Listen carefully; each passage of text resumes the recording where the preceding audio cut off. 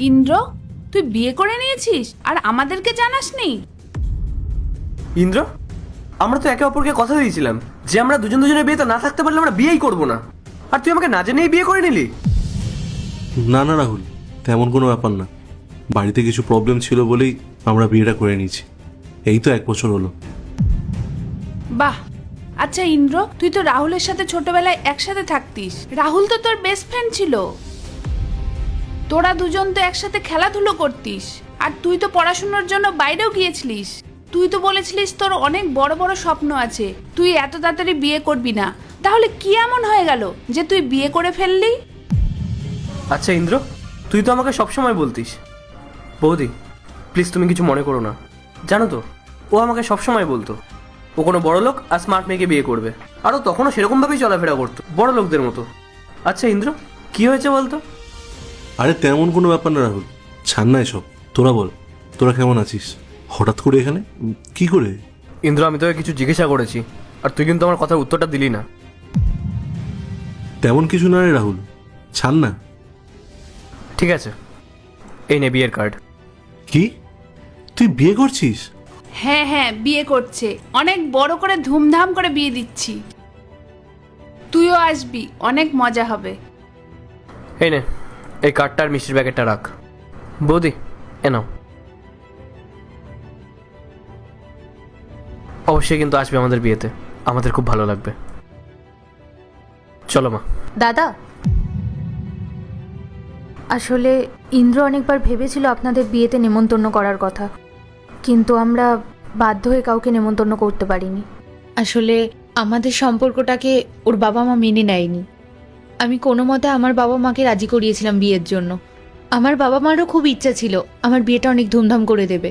আমাদের বিয়েও ঠিক হলো, কিন্তু বিয়ের কিছুদিন আগেই আমার বাবার হার্ট অ্যাটাক হয়েছিল। বাবার পরিস্থিতি না খুব খারাপ হয়ে পড়েছিল।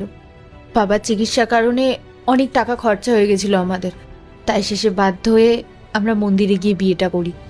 তাই আপনাদের আর বলতে পারিনি আমরা। এখন এই কোনো রকমে আমাদের দিনটা কেটে যায়। রাহুল, আমি খুব একা হয়ে গেছিলাম রে। আমি বুঝতে পারছিলাম না এইসব কিছু তোকে কীভাবে জানাবো। তার উপর আমরা দুজন দুজনকে কথাও দিয়েছিলাম যে যেই প্রথমে বিয়ে করুক না কেন, আমি আমার বিয়ের প্রথম কার্ডটা তোকে দেবো, তুই তোর বিয়ের প্রথম কার্ডটা আমাকে দিবি। দেখ, তুই তোর কথাটা রাখতে পারলি, কিন্তু আমি আমার কথাটা রাখতে পারলাম না রে। খারাপ পরিস্থিতির কারণে আমরা যেরম সেরম করে বিয়েটা করে ফেলেছি, তাই লজ্জায় তোকে ডাকতে পারিনি। রাহুল, কাকিমা, তোমরা আমাকে ক্ষমা করে দাও। আচ্ছা, তোর কি মনে হয় তুই ছোট করে বিয়ে করলে আমি তোর বিয়েতে আসতাম না? শোন, আমাদের সম্পর্কটা না বন্ধুত্বের, টাকা পয়সার না যে আমি তোকে সেই বিষয়ে জাজ করব। আচ্ছা ঠিক আছে, তুই আমাকে ডাকিসনি, তার জন্য কোনো কারণ ছিল, কিন্তু তুই আমাকে ভুল ঠিকানা কেন দিয়েছিলিস বলতো? তুই জানিস আমরা তোকে ওই ভুল ঠিকানায় গিয়ে খুঁজেছিলাম, তোকে খুঁজে পাইনি। তারপর তোর ছবি দেখে অ্যাটলিস্ট 2 দিন পর তোর ঠিকানাটা পেলাম। তোর সঙ্গে যে এত কিছু ঘটে গেল, তুই সেটা আমাকে একবার জানানোর প্রয়োজন বোধ করলি না? আরে বন্ধু হয়ে যদি বন্ধুর বিপদে পাশেই না থাকতে পারি, তাহলে কিসের বন্ধুত্ব? আচ্ছা, তোর বাবা মা কি এখনো তোদেরকে মেনে নেয়নি? না রে রাহুল, মা বাবা এখন আমাদেরকে মেনে নেয়নি।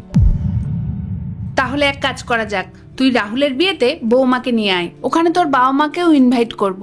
পরিস্থিতির চাপে তোর বাবা মা তোকে বকবে না, আর বৌমার সাথেও দেখা হয়ে যাবে। আর আমার বিশ্বাস, বাবা মা কখনো ছেলে মেয়েদের উপর রাগ করে থাকতে পারে না। বৌমা, তুমি আমাকে ক্ষমা করে দাও। আমি বুঝতে পারিনি যে তোমার বাড়িতে এতটাই খারাপ পরিস্থিতি ছিল। না না কাকিমা, তোমার ক্ষমা চাওয়ার দরকার নেই। তুমি আমার মায়ের মতো। তুমি আমাকে বকতেও পারো, চাইলে মারতেও পারো, আমরা কখনো খারাপ ভাববো না। আসলে আমি জেনে শুনেই তোদেরকে এই কথাগুলো শুনিয়েছিলাম, যাতে তুই সব সত্যিটা আমাকে বলিস। বৌমা, তোমার বাবার পরিস্থিতি এতটাই খারাপ ছিল সেটা তো আমি জানতাম না, আর আমি না জেনে শুনে তোমাকে এতগুলো কথা শুনিয়ে দিলাম। তুমি আমাকে ক্ষমা করে দাও। শোনো, তুমি এইসব নিয়ে আর মন খারাপ করে থেকো না, দেখবে একদিন সব ঠিক হয়ে যাবে। আমি জানি কাকিমা, তুমি আমাকে কষ্ট দেওয়ার জন্য না, সব সত্যি জানার জন্যই এই কথাগুলো আমাকে বলেছো। তার জন্যই আমি চুপ ছিলাম, কিন্তু পূজা তোমায় সব কিছুই বলে দিল। আর হ্যাঁ, বিয়েতে কিন্তু ভালো জামা কাপড় পরে আসবি, যাতে তোকে দেখে মনে হয় যে তুই আমার বেস্ট ফ্রেন্ড, একদম আমার ভাইয়ের মতন যেন লাগে তোকে, ঠিক আছে? আর শোন, তাড়াতাড়ি আসবি, আর 7-8 দিন কিন্তু তোদেরকে ওখানে থাকতে হবে। ভালোভাবে প্যাকিং করে আসবি। কাকিমা, তুমি সত্যি বাবা আমাকে ডাকবে? আরে তোকে কিছু বলতে হবে না, আমি ওনাদেরকে ডাকবো। দেখো কি সুন্দর রাহুলের বিয়ের কার্ডটা, কি সুন্দর মিষ্টির প্যাকেটও দিয়ে গেছে। মিষ্টির প্যাকেটটা খুলে দেখি। ইন্দ্র, আগে কার্ডটা বের করে দেখো না। আরে দাঁড়াও, মিষ্টির প্যাকেটটা খুলে দেখি। তো অনেক ভারী, অনেক মিষ্টি দিয়েছে তো। ইন্দ্র, বিয়ের কার্ডটা তো দেখে মনে হচ্ছে বেশ দামি, আর এক বাক্স মিষ্টি দিয়ে গেছে। কাকিমাও তো বলল বিয়েটা নাকি অনেক ধুমধাম করে হবে, আমাদের ওখানে গিয়ে 7-8 দিন থাকতে হবে। কিন্তু আমাদের কাছে তো অত টাকা পয়সা নেই। এবার আমরা যদি ওখানে গিয়ে 7-8 দিন থাকি, তাহলে তো আমরা 7-8 দিনের কাজের টাকাটাও পাবো না। ইন্দ্র, এবার তাহলে আমরা কি করব? বিয়েতে যেতে গেলে তো অনেক টাকা পয়সার দরকার, আমরা কোথায় টাকা পাবো অত? আর জামা কাপড়ই বা কি করে কিনবো? দেখো, আমি রাহুলকে কথা দিয়েছি যে আমি যাবই, দরকার হলে টাকা ধার করে মার্কেট থেকে জিনিসপত্র কিনে নিয়ে যাব।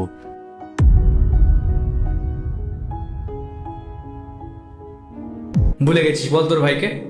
তোর কি মনে হয় তোকে আমি এভাবেই একা ছেড়ে দেবো? পরিস্থিতি যাই হোক না কেন, ঠিক আছে, কিন্তু এবার আমার পালা। সামনে আমার বিয়ে, এটা আমার তরফ থেকে একটা ছোট্ট গিফট তোর জন্য। বন্ধু হই, এইটুকু তো করতেই পারি বল। এটাকে কোনো দয়া ভাবিস না, এটা তোর ভাইয়ের ভালোবাসা। তাহলে বন্ধু, দেখা হচ্ছে বিয়েতে। এমনই আমার বন্ধু, ও খুব ভালো করে জানে আমার ওখানে যেতে টাকা পয়সার সমস্যা হতে পারে। আমরা আমাদের জন্য কিছু ভালো জামা কাপড়, আর তোমার জন্য একটা ভালো শাড়ি, আর ওর জন্য একটা ভালো গিফটও নিয়ে যাবো।